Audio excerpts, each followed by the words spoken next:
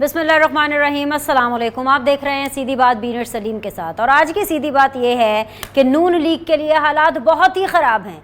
वो इसलिए क्योंकि वो कहते हैं ना, मशहूर मुहावरा है, आगे कुआं पीछे खाई, वो वाली सूरत हाल है इस टाइम पर PMLN की। खान साहब की पॉपुलैरिटी इस टाइम पर अपने उरूज पर है और उसका मुंह बोलता सबूत है हालिया हुए ज़िमनी इंतखाबात के नताइज। मैं आपको याद करा दूं कि इमरान खान साहब जब हारे हुए थे, जब ऑपोजिशन में थे, तब कंट्रोल में नहीं आ रहे थे, तो अब जीते हुए इमरान खान साहब इस मुत्तहिदा हुकूमत की कंट्रोल में कैसे आएंगे। अब नून लीग के पास इलेक्शन की तरफ जाने का भी कोई चारा नहीं है। नून लीग इलेक्शन की अनाउंसमेंट भी नहीं कर सकती है, क्योंकि वो जानती है कि जो उनकी परफॉर्मेंस रही है इन 4 महीनों में, यानी कि 9 अप्रैल के बाद से लेकर अब तक जो उनकी परफॉर्मेंस रही है, उसके नतीजे में वो ज़िमनी इंतखाबात बुरे तरीके से हारे हैं। तो अगर ऐसे में जनरल इलेक्शन की अनाउंसमेंट नून लीग करती है तो शिकस्त दर शिकस्त ही होगी, उनको हार का ही मुंह देखना पड़ेगा। इमरान खान, उनकी स्ट्रैटेजी, उनके बयानिया और उनकी एक एग्रेसिव अप्रोच ने नून लीग को सही मानों में, ना सिर्फ नून लीग को बल्कि इस मुत्तहिदा हुकूमत को दीवार से लगा दिया है। उनके पास कोई सूरत हाल नहीं है इससे बच निकलने की, सिवाय इसके कि वो जो इमरान खान कहते हैं उसको पूरा करने के ऊपर पूरा उतरने की कोशिश करें। लेकिन क्या ये हुकूमत करेगी? एनीवेज, बड़ों की बैठक आज बैठी हुई है। जो इब्तदाई किस्म की इतलात हमें मिली हैं, पाकिस्तान पीपल्स पार्टी इलेक्शंस में नहीं जाना चाह रही। नून लीग के पास इलेक्शन किसी तरह से ऑप्शन नहीं है, उसकी रीजंस मैं आपको बता चुकी हूँ। इस पूरी सूरत हाल का नतीजा क्या हो रहा है कि मुल्क के अंदर हुकूमत नहीं चल रही। चलना क्या है, हुकूमत है ही नहीं। पंजाब में अगर मैं बात करूं तो टेक्निकली नून लीग अपनी हुकूमत खो चुकी है। 22 जुलाई को ऑब्वियसली CM पंजाब के लिए एक नए इलेक्शन होने हैं। उस इलेक्शन के लिए क्या प्लानिंग हो रही है हुकूमत की तरफ से? मुत्तहिदा हुकूमत पसूड़ी डालने की प्लानिंग कर रही है, 4-5 बंदे उठा के इधर उधर कर देने हैं। क्या ये जस्टिफाइड है?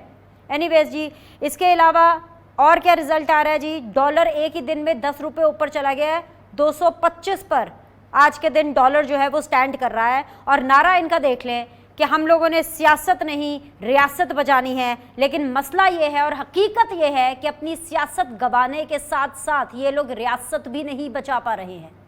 क्यों हो रहा है ये सब, यही हम जानने की कोशिश करेंगे PMLN से भी, पाकिस्तान तहरीक इंसाफ से भी। सबसे पहले पाकिस्तान तहरीक इंसाफ से बात कर लेते हैं। मुझे सैयद यावर बुखारी साहब ने ज्वाइन किया है। इसके अलावा PMLN और पाकिस्तान पीपल्स पार्टी भी हमें वक्तन फ़वक्तन ज्वाइन करेगी। जैसे ही उनसे रब्ता होगा आपको रूबरू कराएंगे। हैदर जमान कुरैशी साहब पाकिस्तान पीपल्स पार्टी से हमारे साथ होंगे। यावर बुखारी साहब, अस्सलाम वालेकुम, बहुत बहुत शुक्रिया ज्वाइन करने के लिए। सबसे पहले तो आप मुबारकबाद एक्सेप्ट करें, जो कि आपकी एक ज़बरदस्त किस्म की कारकर्दगी, आपने पंजाब में शो की कारकर्दगी क्या आप लोगों ने शो करनी थी, आपने तो पूरा पंजाब का मेला लूट लिया। इसके बाद हमने आप लोगों की विक्ट्री स्पीच देखी, और विक्ट्री स्पीच ऐसी थी कि जिसमें ना मिस्टर X का जिक्र था, ना मिस्टर Y का जिक्र था, ना इस्टेब्लिशमेंट के ऊपर तुंदो तेज़ आपके बयान आते, लेकिन इलेक्शन कमीशन को आपने आड़े हाथों लिया। इतनी अच्छी जीत के बाद भी आपकी नेगेटिविटी का ये आलम है कि आपने इलेक्शन कमीशन के ऊपर फिर भी चढ़ाई कर दी, फिर भी उसके इस्तीफे का मुतालबा कर दिया। बिस्मिल्लाहिर्रहमानिर्रहीम, अल्लाहुम्मा सल्ली अला मोहम्मद वाले मोहम्मद वाजिल फरजहुम। फिनिश मसला ये नहीं है, मसला आप लोग बहुत आसानी से, बहुत किताबी तौर पे आप पेश कर रही हैं कि हमने उनको आड़े हाथ किया। हम चाह रहे हैं कि ये वक्त वो है कि जहाँ पे पाकिस्तान की सियासत को और रियासत को एक नया रुख मिल रहा है, तो उस रुख को हम एक चीज पे क्यों रोके, हर इंस्टीट्यूशन को हम सही करें। देखें, मैं आपको एक खत में आपको भेज देता हूँ थोड़ी देर में, आप देखिए वहाँ पे मेरा छोटा भाई जंग में इलेक्शन कैंपेन और उसकी मॉनिटरिंग के लिए गए हुए थे। उन लोगों ने एक खत निकाला इलेक्शन कमीशन ने कि इनकी वजह से दहशतगर्दी और वो अपना अमन व अमान को खतरा है, तो इनको अरेस्ट किया जाए। मतलब ये इस किस्म की हरकतें कर रहे थे। और फिर इनका जो सबसे बड़ा एक प्रॉब्लम था कि इन लोगों ने जहाँ जहाँ पे इलेक्शन ये आपके पोलिंग स्टेशन से वहाँ पे 3-3 बूथ और पड़े हुए थे, वो बताते ही नहीं थे। उनको कहते थे आपका वोट ही यहाँ पे नहीं। अभी मैं जहाँ पे खुशाब में था, वहाँ पे हमारी कम अज कम कोई 600 से 700 औरतें घर वापस जा रही थी, उनको फिर वापस लाए गए। फिर वो एक हम लोगों ने कहते ना कि बड़ी वो जद्दोजहद के बाद हमें पता लगा 3 पोलिंग बूथ अंदर और भी हैं, तो वो फिर उन लोगों ने खोला। बाहर कोई लिस्ट नहीं लगाई हुई थी कि कितने पोलिंग बूथ यहाँ पे हैं और उनके कौन कौन से सीरियल नंबर्स हैं। वो बड़ी खूबसूरती से बेईमानी कर रहे थे। देखिए, जहां तक पंजाब की बात है, हमारे पास 10 सीटें थी PTI की, और हम लोगों ने उसको 10 से हम 15 पे ले गए, इंशाल्लाह 16 पे भी पहुंचे। और ये हमारी 5 एक्सेस सीट आई हैं। लेकिन जो सबसे ज्यादा खुशी है, देहाती हलकों में कोई मेरे साथ होगा, कोई मेरे मुखालिफ होगा, लेकिन शहरी हल्के ऐसे होते हैं कि जहाँ पे ज्यादातर लोग पढ़े लिखे होते हैं, वहाँ पे हमने लाहौर में तो हमने इनको दफन करके रखा। और खुदा के फजल करम से आप अगले जनरल इलेक्शन में देखेंगे कि इनके साथ होना क्या है। अभी तो ये बड़ा लिमिटेड सा एक काम हुआ है, इसको हम अभी आगे इंशाल्लाह ताला लेके जा रहे हैं with better organization. General election से पहले यावर भाई, sorry for the interjection, general election से पहले 22 जुलाई को भी एक इलेक्शन है। उस इलेक्शन तक आप आज़ाद है ना? आपने वैसे मेरे स्टूडियो आना था, आए नहीं, किसी होटल में तो नहीं चले गए आप लोगों को, कहीं वहां पर तो नहीं बंद कर दिया? कहाँ है आपका स्टेटस, कहाँ है? मैं आपका स्टूडियो में वेट करूँ कि नहीं करूँ? जी नहीं, उसका मसला ये था कि नहीं, मैं टेलीफोन पे ही आपके साथ हूँ। प्रॉब्लम ये हुआ था कि इन लोगों ने प्लान बनाया है कि हमारे एमपीएस को इन्हें उठाना है। इन लोगों ने 8 से 9 एमपीएस को उठाना है। हम लोग बाद में अपनी पार्टी को गवाही देते रहे ना, इसके लिए इंटेलिजेंस ब्यूरो हमारी फोन से हमारी लोकेशन चेक कर रहा है उठाने के लिए। उसके अलावा पुलिस छापे मार रही है, आज के दिन पुलिस छापे मार रही है। लेकिन हम इनको वार्न ये कर रहे हैं ना कि हम लोग जब इंशाल्लाह ताला 22 के बाद हम आएंगे, जिस अफसर ने अपने लाइन ऑफ ड्यूटी से ज्यादा तजावुज किया, हम उसकी मिसाल इंशाल्लाह बनाएंगे, हम उसको छोड़ेंगे नहीं। और इनको इंशाल्लाह ताला हमारी सर्विस से डिसमिस करें, सर्विस से डिसमिस इसलिए करें कि गंदी भेड़ें हमें ना पीटीआई के हक में चाहिए, ना पीटीआई के मुखालिफ चाहिए, ना नून के मुखालिफ चाहिए, ना पीपल्स पार्टी के मुखालिफ चाहिए। ये इदारे हैं, ये किसी के बाप की जागीर तो नहीं है कि जो जब भी शरीफ आते हैं इनके जर खरीद गुलाम बन जाते। नो मोर। देखें जी, अगर हम लोगों ने आज एक अच्छा काम कर लिया है, उसको हम इंशाल्लाह ताला हसल हमारी जो कोशिश होगी उसके अंदर हम इनको सारों को दुरुस्त करेंगे इंशाल्लाह ताला। अच्छा, मेरे साथ बने रहिए, मेरे साथ बने रहिए यावर भाई, मेरे साथ बने रहिए। मैं आपको इतला दे देती हूँ, साथ ही साथ ये राना काशिफ साहब मुझे ब्रेकिंग न्यूज़ बता रहे हैं और उनकी इतलात के मुताबिक जो उन्होंने मुझे कन्वे किया है, क्योंकि इस वक्त मैं लाइव आप लोग के सामने हूँ। यावर भाई, आप लोग आज रात तक किसी होटल में मुंतकिल हो जाएंगे, पीटीआई प्लस काफ लीग जो है, तो आप लोग भी वही स्ट्रैटेजी अपनाएंगे जो कि पीएमएलएन वालों ने अपनाई थी, जिसके ऊपर इमरान खान साहब तनकीद करते थे कि भाई ये कौन सी जमहूरियत है, ये कैसी जमहूरियत है कि सारे अपने बंदे इकट्ठे करके डर कर एक होटल में बैठ जाएंगे जी कहीं हमारा बंदा ना चला जाए। तो आप लोग भी वही स्ट्रैटेजी कर रहे वाले हैं, लेकिन आप रात ही रात किसी होटल में चले जाएंगे। अच्छा यावर भाई, मेरे साथ रहिएगा, मैं ज़रा हुकूमत की तरफ जाती हूँ, फिर दोबारा आपका मौक़िफ़ लेने के लिए आपके पास आऊँगी। मीनवाइल अपनी हुकूमत को भी सुन लीजिए। कुरैशी साहब, आवाज़ आ रही है? बहुत ज़्यादती है वैसे हैदर ज़मान कुरैशी साहब। आप लोग ये करेंगे, अब इलेक्शन आप लोग जीत नहीं पाए, जिस पार्टी को आप अपनी जितनी भी सपोर्ट दे रहे थे, जो भी सपोर्ट आपकी पंजाब में थी, उस पार्टी को तो आपने बिल्कुल दीवार से लगाने में कामयाबी हासिल कर ली। अब आप ये करेंगे कि पसूड़ी डालेंगे, उनके बंदे उठाएंगे, कितनी गलत बात है, और फिर आप दर्श देंगे जमहूरियत का। बिस्मिल्लाहिर्रहमानिर्रहीम, बहुत शुक्रिया। ये जो आपने सारी बातें की हैं, इनका हकायक से तो यकीनन कोई ताल्लुक नहीं है, क्योंकि हम अपने इत्तेहादी को क्यों दीवार से लगाएंगे? ये तो आपका तज्जिया हो सकता है, आपकी ओपिनियन हो सकती है, और हमें क्या इसमें फ़ायदा है, पॉलिटिकल क्या फ़ायदा है कि जिस हुकूमत का हम हिस्सा हैं, जिनको हमने 1.5 साल कायल किया कि अदम एतमाद करना है, तो उनको हम क्यों 2 महीने में दीवार से लगाएंगे? The math does not add on, number 1। Number 2, ये कितनी महसूस कुन बात है, जब आपके मैं इंट्रो में सुन रहा था और कि जनाब मुझे वो ज़माना याद आ गया जब मैरियट होटल में एक ज़माने में परवेज़ इलाही साहब ने भी नवाज शरीफ साहब के लिए लोग रखे थे सैकड़ों की तादाद में, और उसके बाद उन्होंने उनको चीफ मिनिस्टर नहीं बनाया था और किसी और को नामजद कर दिया था। History is probably repeating. और खान साहब और उस वक्त के वज़ीर दाखिला जो हैं वो कभी सिंध हाउस पे यलगार कर रहे थे, कभी मैरियट होटल पे इस्लामाबाद, कभी कहीं, और क्या बातें हो रही थी कि हमारे बंदों को पकड़ा हुआ है, रखा हुआ है, फोर्सफुली रखा हुआ है। कोई किसी को नहीं रखता होता। हाँ, इनको मजबूरी है, ये होटलों में जा रहे हैं, बंदे तो इनको प्रोड्यूस करने हैं, और अगर ये कर लेंगे प्रोड्यूस तो फिर ये साबित हो जाएगा ना कि पार्लियामेंट्री टूल्स जब इस्तेमाल होते हैं तो बैरूनी साजिश नहीं होती, अंदरूनी साजिश होती है। एक बात। दूसरी बात ये है कि जिस इलेक्शन पे ये बगले बजा रहे हैं, बड़ी अच्छी बात है, वोटर किसी का मरूने मिन्नत नहीं होता। टीएलपी के वोट भी थे जो पीएमएल नवाज को उन्होंने डेंट किया, कुछ उनके अपने लोगों ने शायद वोट नहीं किया होगा, कुछ इन्होंने जो झूठ पर मबनी एक बयानिया विप अप किया हुआ है उसका एक शॉर्ट टर्म असर है। लेकिन इसका ये मतलब नहीं है कि ये पाकिस्तान या पंजाब का बैरोमीटर है। ये 20 सीटें जो हैं पब्लिक सेंटिमेंट देती हैं। और मैं आपको बताना चाहता हूं कि इस वोट ऑफ नो कॉन्फिडेंस से पहले जो आखिरी बाई इलेक्शन हुआ था अंडर पीएमएल, अंडर पीटीआई's वॉच, वो मेरे जिले का था, खानेवाल का, और वहां नौरीन निशात डाहा साहिबा थी, पीटीआई से वो लड़ रही थी। पाकिस्तान पीपल्स पार्टी ने लगभग 15, 17, 18 हजार वोट लिए उस सीट पर और पीएमएल नवाज जीत गई। तो हम ये समझते हैं कि अगर पाकिस्तान पीपल्स पार्टी के कैंडिडेट चंद 4-5 हलकों में होते तो शायद पीटीआई को ये इतनी आसानी से ये एडिशनल जिसको ये सीटें गिन रहे हैं, लेकिन बाहरकैफ इन्होंने सीट्स विन की हैं। लेकिन अफसोस इस बात का है कि अगर 20 सीटें भी आ जाती बिनेश, तब भी इन्होंने इलेक्शन कमीशन पर, इदारों पर इल्जाम लगाना था। कौम वैसे इंतजार कर रही थी खान साहब की विनिंग स्पीच में कि वो मिस्टर एक्स का नाम बताएंगे, वो मिस्टर वाई का नाम बताएंगे, वो मिस्टर जेड का नाम बताएंगे, और वो जो झूठ की दास्तान इन्होंने घड़ी कि स्टेट मशीनरी का इस्तेमाल हुआ है, सब कुछ हुआ है, यानी ये जीत भी जाए तब भी धांधली हुई है और इलेक्शन कमीशन ने धांधली की है, और ये हार जाए फिर तो खैर सोने पे सुहागा है। एक मिनट, ये मैं नवाज ने कंसीड किया, ये बात हो गई सर, मैंने सुन ली सर, मैं यहाँ से बात आगे लेके जाना चाहती हूँ। बड़ी अच्छी बात है, इनको वापस आना चाहिए कौमी असेंबली में, ये तो पॉपुलर है इस वक्त, ये क्यों जाना चाह रहे हैं इलेक्शन में? इनको चाहिए कि इन्हीं काफ लीग के लोगों के साथ मरकज में भी, इनको किसने रोका है? ये कर लें अदम एतमाद, लेकिन ये खुद इलेक्शन में जाए, ठीक है, इलेक्शन से इस्तीफा दे दें तब ठीक है, इनकी हर पॉलिसी ठीक है, कोई और वो काम करे तो वो गलत है, तो ऐसे बैठेगा नहीं। पॉलिसी ठीक है क्योंकि इलेक्शन में ये सीटें जीत रहे हैं ना, आप ये नहीं कह सकते। लेकिन मुझे यहाँ से आगे लेके चलना है। ये जो सारी बातें हुई मैंने आपकी सुनी, आपका पॉइंट ऑफ व्यू आ गया। जो आज परवेज इलाही साहब मुत्तहिदा हुकूमत के ऊपर इल्जाम लगा रहे हैं, आप प्लीज पहले वो सुनिए, उसके ऊपर एड्रेस कीजिए। It's the power of now and power of today. आज आप लोग क्या कर रहे हैं उसके ऊपर तो जवाब दें। सुनवाइए जी, परवेज इलाही साहब क्या कह रहे हैं।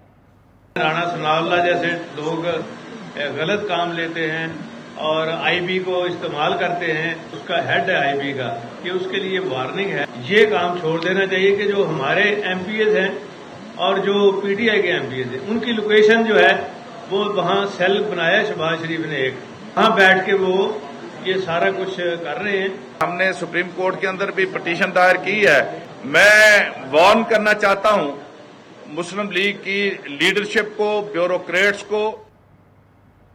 जी, आपने सुना है हैदर जमान कुरैशी साहब ये क्या फरमा रहे। राणा साहब खुद अनाउंस करते हैं, नेशनल टीवी पर अनाउंस करते हैं, उसके बाद आपने रद्द-ए-अमल देखा परवेज इलाही साहब को, वो बता रहे हैं। अब आप ये करेंगे सर? इस हद तक आपकी सियासत आ गई, इस हद तक आप बेबस हो गए हैं जी। ये तो आप इसको इस तरह रीड कर रही है ना, वो जो बात कर रहे हैं, अगर आपने दोबारा भी चलाना है स्लॉट, वो ये कह रहे हैं कि 5 से 7 लोग इधर उधर हो सकते हैं। इधर उधर का मतलब ये तो नहीं है कि इन्होंने अगवा करने हैं। 8 से 10 लोग ऐसे हैं पीटीआई के अभी भी जो कि नहीं, बल्कि इससे ज्यादा तादाद है, मैं पाबंद हूं कुछ चीज का, जो पीटीआई के एमपीएस पीएमएलक्यू को वोट नहीं देना चाहते। वो ये कहते हैं कि हमारे 178 के लगभग लोग हैं, क्या हमारी जमात में कोई जी वकार शख्स नहीं है? और वो शख्स ही बना दे जिसकी वजह से वसीम अकरम प्लस की वजह से इतना जबरदस्त 20 इलेक्शनों में मैंडेट मिला है, पीटीआई 15 सीटें जीती हैं, लेकिन वो बेचारा बुजदार कहता है मेरा नाम ही कोई नहीं लेता। मेरी वो गवर्नेंस थी, आला गवर्नेंस थी, जिसके नतीजे में पीटीआई जो है 15 सीटें जीती है 20 में से, तो मेरा कोई नाम नहीं लेता। तो पीटीआई के एमपीएस में बहुत ज्यादा इस्तराब पाया जाता है। एक मिनट कुरैशी साहब, इस वजह से इधर ही रुकिए। लोग हैं वो कहते हैं सीट तो 100 सीटें कुर्बान, लेकिन वो ये समझते हैं कि ये फैसला दुरुस्त नहीं है। अब उसको आप कह दें कि जी राणा सनाउल्लाह खुदा ना खास्ता अगवा कर रहा है या कुछ ऐसा कर रहा है, ऐसी बात नहीं है। लोग जो हैं अपनी मर्जी से वोट देते हैं और मर्जी से नहीं देते। शामिल करने दे यावर भाई, अगर आपके बंदे खुद ही नहीं आते, किसी भी रीजन से अब्रॉड चले जाते हैं, बीमार हो जाते हैं, कुछ भी, मतलब अपने बंदे पूरे करना तो आपकी जिम्मेदारी है ना। लेकिन जिस तरह हैदर जमान कुरैशी साहब पीपल्स पार्टी एक क्लेम करिए, क्योंकि ये हुकूमत का हिस्सा, वो क्लेम करिए भी आपके बहुत से बंदे आपको वोट नहीं देना चाहते। वो अगर अपनी मर्जी से आपको वोट ना दें तो फिर तो यही होगा कि फिर से वही लोटा क्रैसी, फिर घूम फिर के हम उसी सर्कल के अंदर घूम रहे हैं। फिर आप क्या करेंगे? अपने बंदे आप पूरे कैसे करेंगे ऐसा? Let me be very very clear.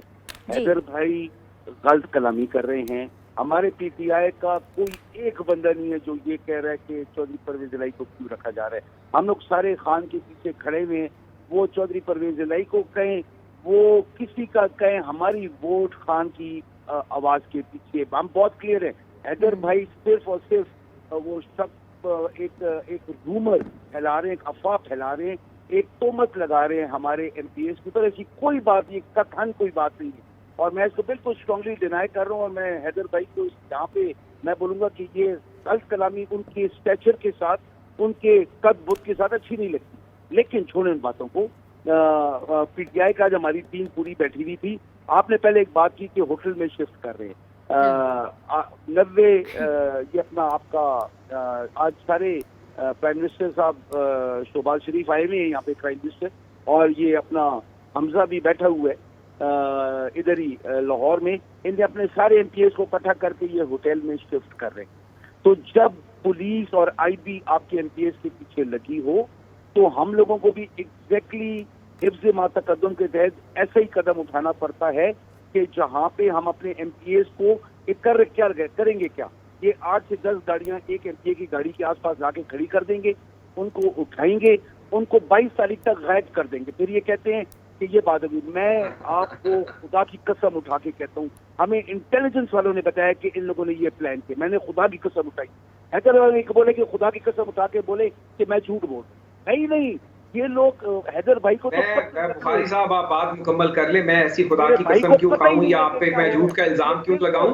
आपकी इतलात जो है आपके मुताबिक होंगी, ना मुझे गलत बयानी की जरूरत है। मुझे बताएं फैसल खान ने दीनेश एक minute let's call a spade. Faisal Riazi साहब जिनका मेरे जिले से ताल्लुक है, खानेवाल से, उनको बात मुकम्मल होने दें। उनका कौन सा जमीर जाग गया था या जलील शरकपुरी का कौन सा जमीर जाग गया था? बात यह है कि इनके लोग कप्तान के पीछे खड़े हैं, तो क्या पीएमएल नवाज के लोग नहीं खड़े? वो इनके पीछे क्यों चले गए थे? और ये मुझे बताएं कि परवेज इलाही साहब की जो अपनी पार्टी है पीएमएल क्यों? अच्छा एक मिनट, नहीं हैदर भाई एक मिनट, यावर भाई को मुकम्मल तो करने दें। बुखारी साहब की बात तो सुन लें। हैदर भाई प्लीज बुखारी साहब की बात। जी बुखारी साहब मुकम्मल करें। तेज उठाने की जुर्रत करते हैं तो ये टेलीविजन के ऊपर भी, हमारे पास टॉक शो के ऊपर ये बदमाशी करेंगे कि बात मैं करूँ और बीच में आ जाते हैं। ये कहाँ नहीं, आप बात मुकम्मल करें। बुखारी साहब आप बात मुकम्मल करें। जी।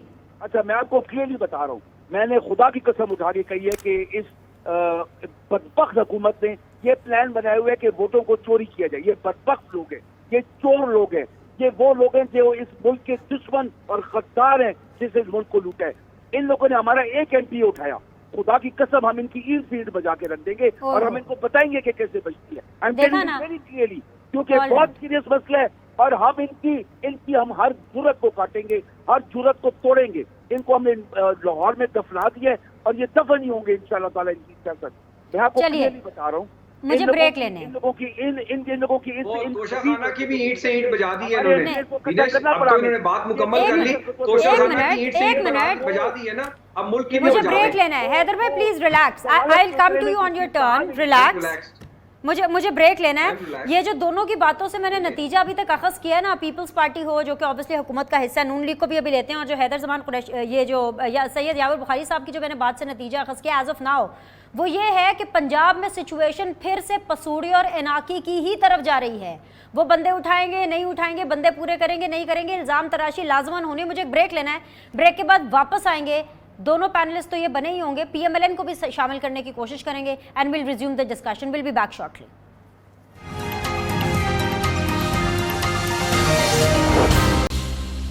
वेलकम बैक जी, आप देख रहे हैं सीधी बात बीनर सलीम के साथ, और इस टाइम पर सीधी बात जोन में मुझे ज्वाइन किया है स्टार्टिंग फ्रॉम द ऑपोजिशन यावर बुखारी साहब ने पाकिस्तान तहरीक इंसाफ से, पाकिस्तान पीपल्स पार्टी से हैदर ज़मान कुरैशी साहब हैं, पीएमएलएन से फाइनली हमें अली गौहर बलोच साहब ने ज्वाइन कर लिया। अली गौहर बलोच साहब, बहुत ज़्यादा सवाल आता है आपके लिए, लेकिन मेरे पास अब वक्त नहीं है ना, तो मैं डायरेक्ट आपके सामने सीधा सवाल रखती हूँ। बल्कि सवाल क्या रखना है मैंने, आपने अपना बयानिया वोट को इज्जत दो से तब्दील करके कर दिया कि जी सियासत नहीं रियासत बचानी है। अब जिस डगर पे आप चल निकले हैं, ना आपसे सियासत बच रही है ना आपसे रियासत बच रही है, और आगे बचाने का कोई इरादा भी नहीं है। सुनाइए जी मिफ्ता इस्माइल साहब क्या कह रहे हैं, नेशनल टीवी पे बैठ करके मिफ्ता इस्माइल साहब क्या कह रहे हैं, सुनाइए जी। अली गौहर बलोच साहब, आपके अगले 5 साल भी ऑपोजिशन में बैठने के लिए तैयार हैं, राइट? बिस्मिल्लाहिर्रहमानिर्रहीम। देखें बिनिश, मैं तो मिफ्ता साहब की बात से 100% इत्तेफाक करता हूँ, और मुझे उनसे यही तवक्को थी कि वो बिल्कुल अपना दिलेराना और बड़ा क्लियर मौक़िफ़ सामने रखेंगे। डे वन से जिस दिन हमने गवर्नमेंट ली थी, ये नहीं है कि हम सियासी बसीरत नहीं रखते या हमें इसके आफ्टर शॉक्स का पता नहीं था। हमने पहले दिन जब ये बात तस्लीम की कि हमें मुश्किल फैसले करने पड़ेंगे, हम पाकिस्तान को इस बहरान से इंशाअल्लाह ताला निकालेंगे, हम उसकी कोशिश करेंगे।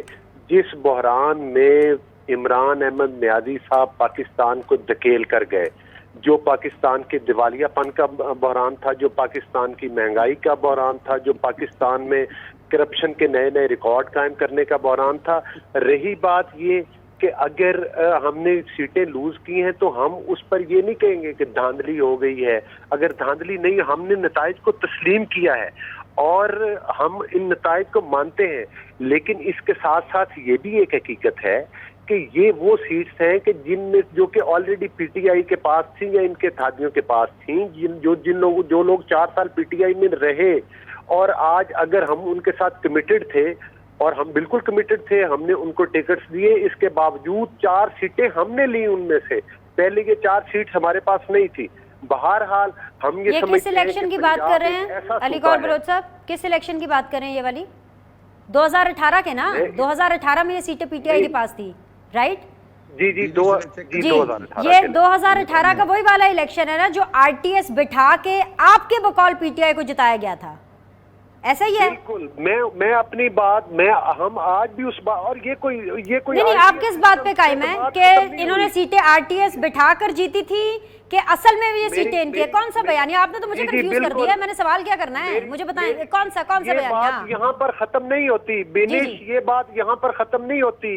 ये बात सियालकोट के डस्का के इलेक्शन तक जाती है, जहाँ पर ये रंगे हाथों वोट चोरी करते हुए पकड़े जाते हैं। वही इमरान अहमद नियाज़ी साहब आज इलेक्शन कमीशन को और चेयरमैन इलेक्शन कमीशन को गालियां देते हैं, वो और उनके हवारी बैठकर।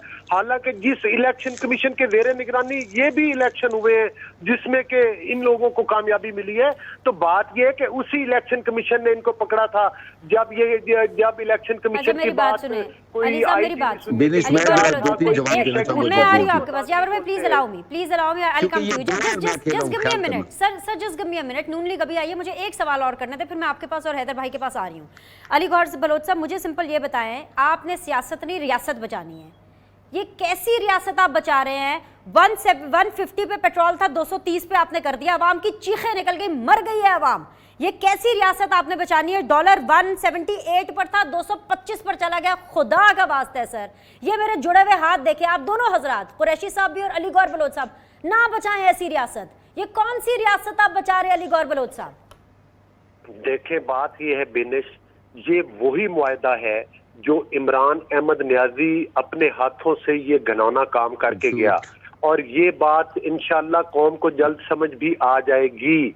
और यही वजह, आज हम उस मुआहदे से पीछे नहीं हट सकते जो मुआहदे इमरान अहमद नियाज़ी साहब IMF से करके गए।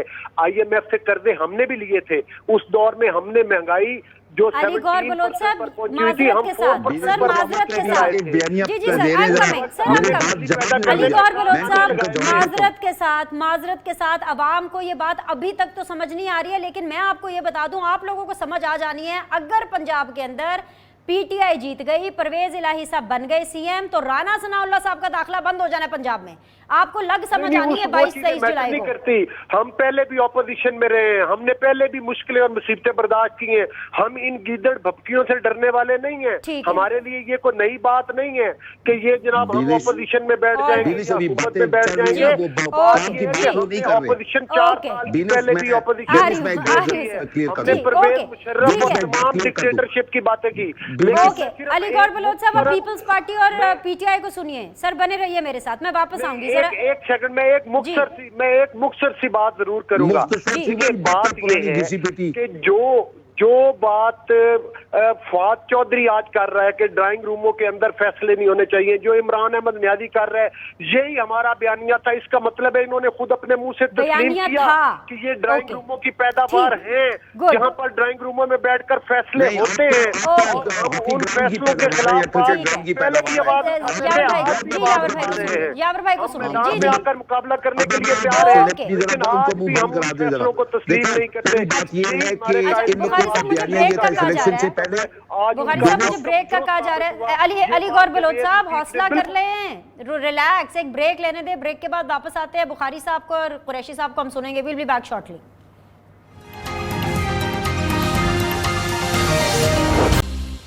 वेलकम बैक जी। फाइनल राउंड ऑफ डिस्कशन है जी। पाकिस्तान तहरीक इंसाफ बहुत देर से कुछ कहना चाह रही है जी, बताइए यावर बुखारी साहब क्या आप क्या कहना चाहते हैं? बीने, सबसे पहले तो मैं बताऊंगा अली गौर साहब को कि इनके पास वोट की इज्जत कोई नहीं है। ये छंगा मांगा वाली पार्टी है, ज़िया औलाद की गोद में परवान चढ़ी, ये वो पार्टी है। लेकिन इनका एक प्रॉब्लम बन गया है अभी, क्योंकि पंजाब में हमने इनको रोंद के रख दिया है, ये रो रहे हैं। और ये रोने का भी तरीकाकार ये है कि ये जो हमजा है जो बैठा हुआ है, जो इलीगल सीएम है, ये कर क्या रहे हैं कि प्राइम मिनिस्टर जो शहबाज शरीफ साहब आए हुए, इन्हें प्लान ये किया है कि आईबी के थ्रू और स्पेशल ब्रांच एंड पुलिस को ये इस्तेमाल कर रहे हैं हमारे एमपीएस को उठाने के लिए, ताकि हमारे नंबर्स पूरे ना हो। लेकिन हमने इंतजाम कर लिया है। लेकिन मैं एक बात इनको बहुत क्लियर करूं, अली गौर भाई मेरे बैठे हुए हैं यहाँ पे, इन लोगों ने अगर ये जुर्रत की, हम इनकी ईंट से ईंट बजाएंगे और इनको हम बताएंगे कि पंजाब में ये कैसे रहेंगे इंशाअल्लाह ताला। एक बात। दूसरी बात, इन लोगों का बयानिया ये था कि ये 20 सीटें जो थी जो पीटीआई के डिस्क्वालीफाई हुए, ये आजाद थे, ये अपने अपने हल्के में बड़े मजबूत हैं, इनका ये बयानिया था। अभी इधर आ गया कि हमें 4 सीटें मिल गई हैं। कितने शोधे लोग हैं कि मतलब अपनी बात के ऊपर कायम भी नहीं रहते, इतनी जुर्रत भी इनमें नहीं है। ये 4 सीटें पीटीआई के 10 थे, पीटीआई के टिकट पे हमें 15 मिली है, हमें 5 एक्स्ट्रा मिली है। और इंशाअल्लाह ताला हम इनको बताएंगे कि ये होता अगले जनरल इलेक्शन में कैसे है। जहां तक ये बात करते हैं मईशत की, ये आईएमएफ का जो वो मुआहदा था खान साहब के जमाने का, मैं इनका दावा करता हूं कि ये खोल के दिखाएं। वो इन्हें जो नया कॉन्ट्रैक्ट साइन किया है आईएमएफ के साथ, ये सारी की सारी तबाही इनकी वजह से है। ये लेट के इन लोगों ने। चलिए जी, मैं आज के लिए मेरे प्रोग्राम का वक्त खत्म हो गया। तीनों मेहमानों को बहुत शुक्रिया। आप लोगों से कल मुलाकात करेंगे। लुक आफ्टर, अल्लाह हाफिज़।